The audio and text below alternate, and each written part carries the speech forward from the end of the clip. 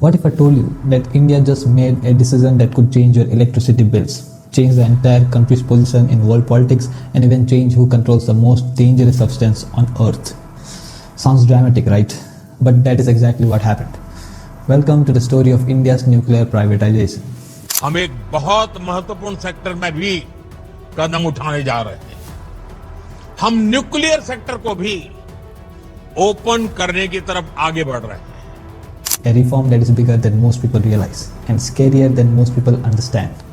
So let's start with a simple question. What even is privatizing nuclear? Because honestly, the world itself feels wrong. Nuclear, the thing that powers cities and destroys cities. Privatized? Until now, only the Indian government was allowed to build nuclear plants. One company, one authority, and one gatekeeper. Under the Atomic Energy Act of 1962, only the government could build and operate nuclear plants. But suddenly the gates have opened. Private companies, Indian and global, can now step in. Why? Because nuclear is no longer just about bombs. It's about energy, it's about tech, money, geopolitics, and power. And some of you might be wondering, wait, but what is nuclear energy? At its heart, nuclear energy is simple.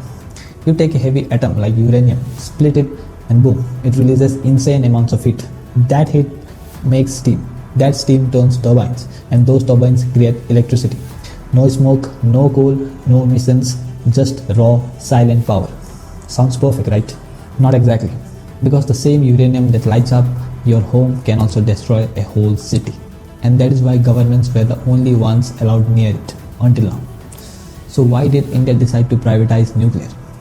Because the old system was too slow. Nuclear plants take 8 to 12 years to build. India needs power now. Coal is dirty, solar and wind are great but not 24/7. Gas is expensive, hydro is limited. Only nuclear gives you continuous power, clean energy, low fuel cost, long-term stability, but one government company cannot build the entire future alone. Private companies bring money, speed, innovation and global partnership. They make nuclear grow 10x faster. But what about safety?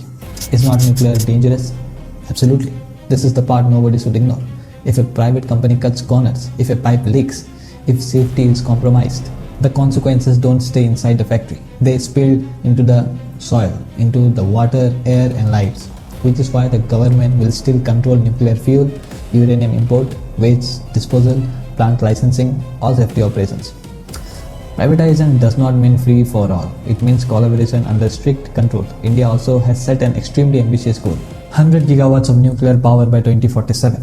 Right now, India only has around 7 to 8 gigawatts. That means India needs to grow more than 12x in the next 2 decades.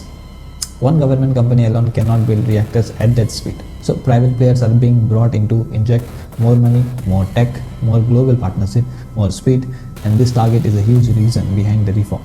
And without privatization, the 2047 dream is impossible. So the government is preparing a major legislative change, the Atomic Energy Bill 2025, which will be introduced in Parliament in December 2025. This bill is the key that unlocks everything. This bill is the legal backbone of the entire reform. Without this bill, privatization cannot go forward. Now, here is the big question. Is this good for the people, for the common people like you and I? Then let's break it down. It will provide cheaper electricity in the long run. Nuclear has low fuel cost. Once a plant is built, electricity is cheap for decades. 24/7 reliable power. No sun needed, no wind needed. Industries get stable energy, which will increase jobs and growth. Also, clean air. No smoke like coal. Better for your lungs, for your city, for your future, and for your kids. New jobs and billions in investment. From engineers to construction workers to scientists, a whole new industry opens. So, what is the catch? What is the risk? Every big reform has a loss. It is expensive. Nuclear plants cost billions. Private companies will expect profit from this. The waste is dangerous. Radioactive waste stays toxic for thousands of years. Fuel dependence. Uranium import links India to foreign politics. Also accidents, though rare, are catastrophic. We have seen Chernobyl example.